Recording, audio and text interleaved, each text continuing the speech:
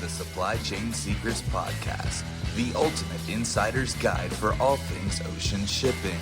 Brought to you by NYFI, helping you deliver through volatility.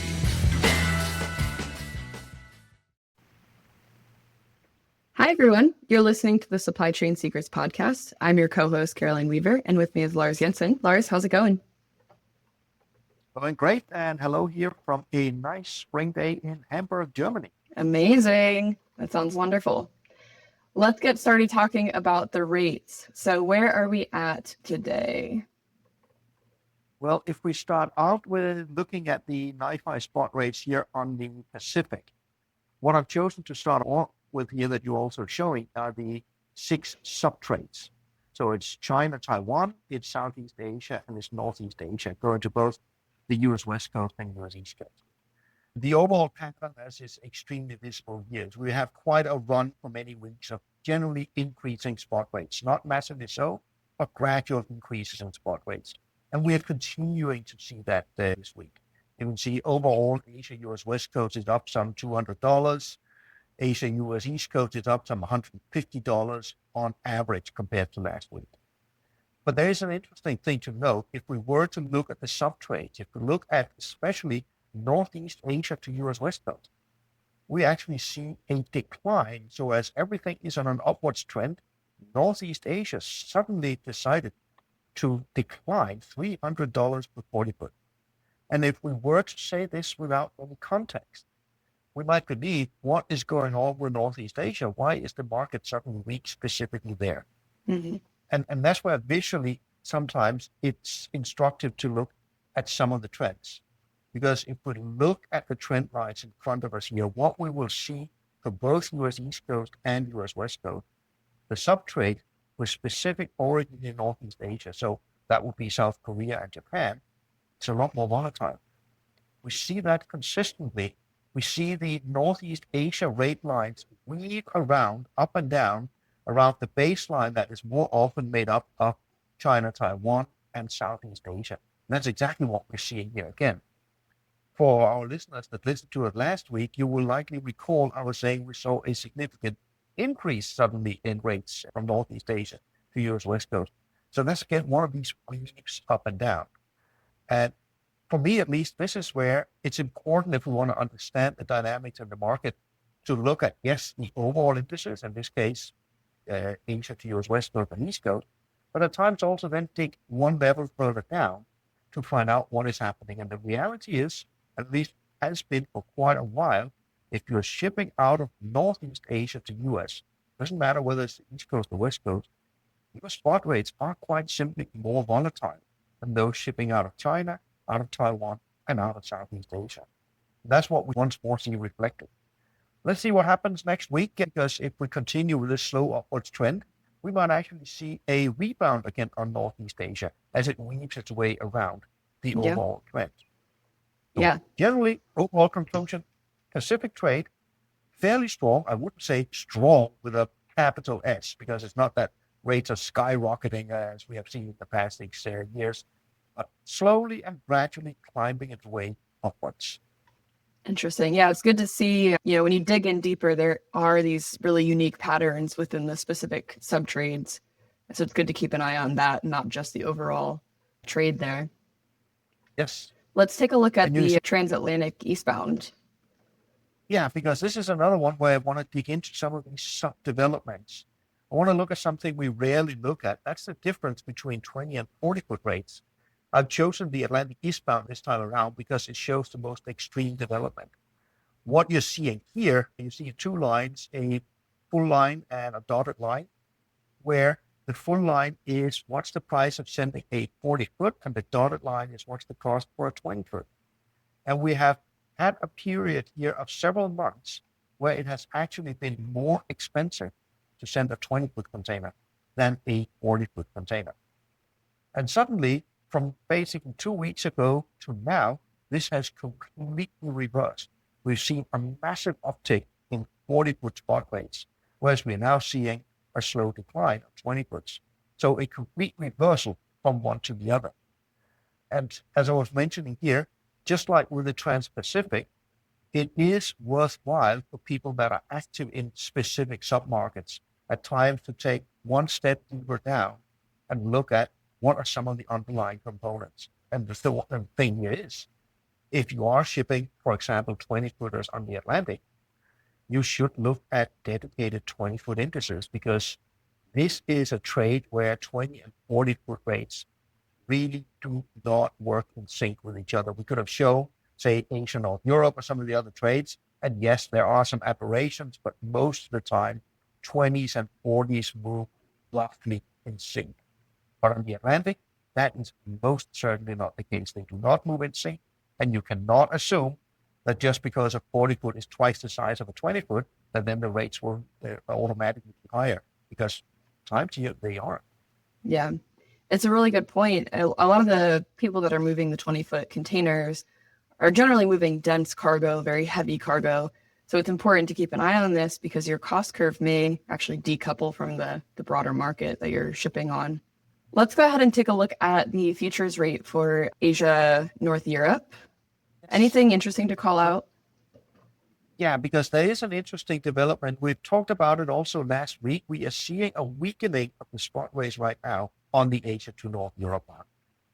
It's weakening to the point where, if we look back at the bottom we had just before the Hormuz crisis, rates went up. That's when the Hormuz crisis started. Carriers were trying to push through all sorts of increases, including, of course, emergency bunker surcharges. We've now seen decreases for several weeks. We're actually at a point where now on Asia North Europe, the rate level now compared to pre-crisis is only marginally higher. The increase no longer even covers the increase in fuels that we'll see. That would lend itself naturally saying, okay, does this mean the Asia North Europe market is simply weakening and we got a big problem? Well, if you look over in the futures market, the answer is clearly that the market is not anticipating this to be a long-term trend. The market is in contango, which basically means, sure, we've got lowering spot rate right now, but the futures rates are going up over the coming months. So the market expects the current decline in spot rates to be very temporary. They expect to see an increase, basically expect to see an increase already as we're getting into May. And what we cannot see here, this is the image of where are the future rates right now. If we were to compare to the future rates just a couple of weeks ago, they've actually moved up slightly. So despite the continuing weakening in the spot rate market as it is right now, there's an increasing expectation for all market participants, so here both from the buyer and seller side, that the market is actually going to strengthen as we head into a peak season. Yeah, definitely an interesting call out. We'll definitely keep monitoring that and talk more about it as things change. Let's shift gears a little bit and talk about what's going on with the Iran-US conflict, the Strait of Hormuz. What's the latest there? The latest and greatest, sadly, is, compared to when we spoke a week ago, matters are just getting from bad to worse. We are now at a point where the two MSC vessels that were attacked shortly after we actually had the podcast last week, they have both been seized by the Iranians. One of the vessels kept its AIS on while it was being dragged up and placed at anchorage in the port of Bandar Abbas in Iran. The other one, the MSC Francesca, which was also attacked, the AIS tracking signal disappeared shortly after the attack and has not reappeared again. So factually, I do not know whether it is still in the location further down the Strait of Hormuz or whether it has also been dragged to anchorage up in Bandar Abbas, as it is right now. But the fact remains that Iran has seized these two vessels from MSC. In that context, I would also like to remind people it's only 2 years ago that the Iranians also seized an MSC container vessel, the MSC Aries. And at that point in time, it took 3 weeks before the crew was released. So how this is going to play out still also remains to be seen. So from that perspective, the Strait of Hormuz is as closed as I was about to say it ever was during this entire conflict. If anything, the situation now is potentially worse than what it was just a few weeks ago, because not only do we still have the threat of the Iranians shooting at ships, we still have the threat of potential mines in the Strait of Hormuz, but now we have the added threat of the Iranians actually seizing a vessel and basically keeping the sailor hostage. That's part and parcel of it. At the same time, the U.S. blockade against vessels that call Iranian ports is being ever more strongly enforced as well. The number of vessels that seems not to be interdicted has been declining sharply here over the past week. So Strait of Hormuz definitely closed for almost all vessels as it is now. And there's limited optimism right now. This is going to change shortly. Just before we started recording this podcast, there were messages coming from the Iranian government that they are in the process of passing a law that basically, at least from an Iranian perspective, institutionalizes the view that they control the strait and you have to pay to go through. So that's clearly the perspective the Iranians are coming to. The peace negotiations that Iran and U.S. should have had in Pakistan a couple of days ago didn't materialize. So I have a hard time seeing this is going to be normalized in the short to medium term as it is right now. Over on the Red Sea side, there's been no change. We're now 2 months into the conflict. We've actually yet to see the Houthis actively come in and do anything about shipping, but that doesn't prevent most shipping lines from still going around Africa. The one thing to keep in mind is there are theories out there that potentially the Houthis either don't have the appetite for more conflict or maybe they've run out of missiles. The problem is the Iranian range of the missiles and drones. We saw that during the shooting conflict before the ceasefire. They were perfectly able of hitting targets as far away also as the Red Sea. So the Red Sea, even if the Houthis don't want to join the fight, the Red Sea cannot be seen as a safe haven for vessels because the Iranians, if they resume hostilities, could equally well target vessels in that body of water. Well, thank you for the update there. Are we seeing any impact on bookings in the Middle East region? We most certainly are. I mean, it's one of the regions where you don't necessarily have a lot of data material, but I tried to dig into some of the data from the TradeView platform that the company Vision is providing. And they have data not on the entire market, but they have data on a subset of the market. So let's just keep that one in mind. For the subset of the market they're watching, if I look at bookings placed from anywhere in the world into the Persian Gulf countries and compare that to the same 2-week period a year ago, bookings are down a staggering 66%. So 2/3 of the bookings we had a year ago are right now missing. Yeah, that's pretty substantial. Is it expected though? Like to me, it kind of feels like, all right, well, that region's effectively closed right now. To some degree, yes, because keep in mind right now it is exceedingly expensive to book cargo to go into the Gulf countries. The only way you can get the cargo in is to ship it either to the ports on the south coast of Oman or the ports on the Saudi side of the Red Sea and then truck it overland. There's insufficient trucking capacity, so rates are sky high. That in itself would then cause a lot of shippers to say, maybe we shouldn't book right now. The problem with this is, let's keep in mind, the Gulf countries are heavily dependent on imports on everything from food and clothing, everyday materials, building materials. There's a large array of goods where they are dependent on imports. So a 2/3 dip bookings imports, that is going to be felt. Yeah. Yeah, that's a good thing to keep in mind. And you can say that we have yet another actor joining the fray, maybe with the risk of sounding slightly callous in a serious situation, but it appears the Somali pirates have decided this is a good time to join the party as well. Where over the last 4 days, there have been 4 pirate attacks off the coast of Somalia. 2 of them were successful. They have now hijacked fishing vessels and a tanker. Both of them have been dragged and anchored off the coast of Somalia. We have the military forces in the region updating their advisory, warning that there is an active pirate group actively operating now in the Indian Ocean off the Somali coastline. So here we were thinking that matters were bad enough with Red Sea crisis and Hormuz crisis, and suddenly the Somali piracy issue is growing in importance again as well. Yeah. Do you think they're just kind of essentially capitalizing on the turmoil by seizing a tanker? For now, I would think that is the case. This kind of crime is to some degree opportunistic.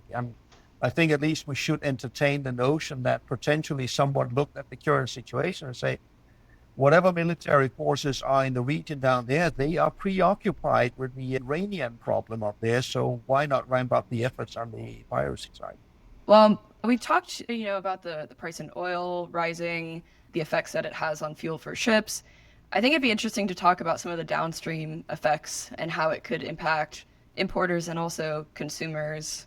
Yes. I mean, we have some of the previous podcasts talked about not just oil, we've also talked about how fertilizer is down, how aluminium is down. And it seems it's becoming a weekly theme. What's the next thing that we can look at that has downstream impact? And one of the important things here is plastics. This is not me. This is the CEO of Dow Chemicals that went out on the record and basically said it's 50% of the global production of ethylene and polyethylene that's impacted. 40% of all naphtha that we use in Europe comes from the Persian Gulf. For those unfamiliar with those chemical sounding names, basically these are the raw material for making any kind of plastic. So what it's saying there is we have a severe shortfall in the raw materials for making any kind of plastics. What does that mean for the consumer? Well, anything we buy, so that's everything from your garbage bags to a lot of your clothes, which is using plastics, to your PVC pipes if you want the new plumbing, everything, including plastics, is going to be impacted. At best, it's going to be impacted in the way that it's going to be more expensive. At worst, it might be there's not enough to go around, so we are going to see a shortfall in the production of some goods where plastics are a part of it. Yeah, and polyethylene, that's in things like films, wraps, bottles, liners. So beyond just Yes. the consumable goods, it's also like the food, the way the food is packaged and water bottles, things like that. Yeah. So yeah, you But might see as some mentioned, I increases mean, here. if you wanted that nice, cheap new dress or that new fleece jacket or whatever it is, you might want to buy it now before prices go up. Yeah, interesting. All right. Well, let's talk about reliability. It's been a little bit since we talked about that. What are the latest numbers showing? Yeah, the latest numbers came out here for March from Sea Intelligence, and sure, at the headline, it increased slightly, 62% the vessels were on time, which is not exactly a stellar performance. A slight improvement, though. But here's the thing. If we look at the normal market before the pandemic, so 2011, when the data started, until 2019, normal reliability was between 70 and 80%. Then came the pandemic, and fair enough, during the pandemic, it was absolutely abysmal. But ever since the market started normalizing in 23, even if we take into account the Red Sea had a bit of a hiccup effect, the market has never really recovered to the same level as we saw before the pandemic. And this is where it starts to become interesting from not just a customer service perspective, but also from a global supply demand perspective. Because if you look at the normality before the pandemic, when vessels are delayed, that effectively is the same as some capacity being taken out of action. So a vessel that's delayed, that was supposed to move, that means you're 3 days delayed. That's 3 days where you should have been moving cargo on another trade, but you're not on average. So you can use the delay to calculate how much of the global capacity, so to speak, missing in action because of perpetual delay. And before the pandemic, this was around 2.2%. That's just a baseline. So fine, that's the normality. 2.2% is just not available. We were used to that. As I mentioned, then the pandemic became all wild. At the worst of the pandemic, it was 14% of the global capacity that was unavailable because of about 100 vessels off Los Angeles, for It's example. a That was lot. crazy. It is. But if you then look at the last 3 years, where the world seems to have now normalized into a state where reliability is consistently worse and delays are consistently longer, what then happens to this capacity absorption? What used to be 2.2% of the global fleet being absorbed, the normality now seems to be a little over 5% of the global fleet is absorbed. This is not small potatoes. A little over 5%, that basically means a fleet the same size as Evergreen. Yeah, that's Or another substantial. way, it is really substantial. Or another way to look at it, say, okay, we should have at 2.2% still out. So maybe it's only the difference between the old baseline of 2.2% and the new one a bit over 5. That's really what has worse. This is still a fleet the same size as a Hyundai Merchant Marine. This is the amount of capacity that right now remains unavailable simply because the industry has systematically become worse at reliability. What does that then mean for overall global supply and demand?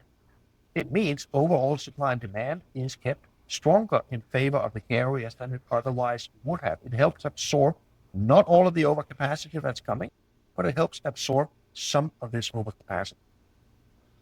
So when you're talking about the capacity being absorbed, are you also, you're accounting for all the new vessels that are being released and put into rotation? Okay. Yes.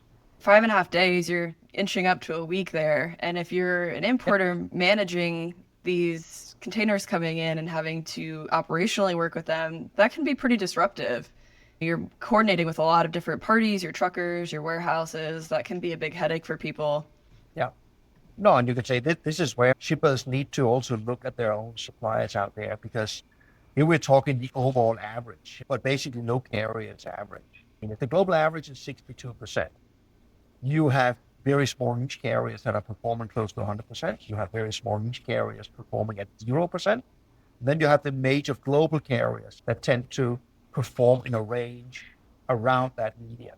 And that's actually quite a spread. Just to throw a couple of data points out there, the one most people seem to be watching is, of course, what's Gemini doing. Remember, they promised 90% reliability. For almost the first full year of the operation, they actually delivered on the 90%. What we have now seen here, February and March, is a decline. They're performing at 80%. So there has been a decline there. But we still have a wide range of performances across the major carriers. The other data point I want to throw in there is an interesting one, because in the intelligence report, they usually also have a ranking amongst not all carriers, but all the global carriers who is performing how in terms of reliability. And this is now the third month straight where it's Hapag-Lloyd that takes the top spot. But the reason I find that interesting is this has been measured for 15 years. And now we have Hapag-Lloyd in top spot for 3 months. Prior to this, over the full 15 years, Hapag has only snagged the number one spot twice, 2 different months, over 15. So clearly, Hapag-Lloyd has improved their performance quite considerably compared to what they actually did the last 15 years. Yeah, a classic case of shoot for the moon. If you miss, you'll land among the stars. So it's still a good, definitely a big improvement, and maybe a good milestone regardless. All right, Lars, anything else you want to talk about today? I think that is enough of information overload for all our listeners out there. Let's see where the world is a week from now. All right, sounds like a plan. Thank you all for tuning in. If you haven't already subscribed, we're on Apple Music, Spotify, and YouTube. Be sure to subscribe so you are notified when we release new episodes every Monday. We'll be back next week, and until then, I hope everyone has an awesome week. Bye, y'all. Thanks for listening to the Supply Chain Secrets Podcast, presented by NYFI. Be sure to subscribe on your favorite podcast app.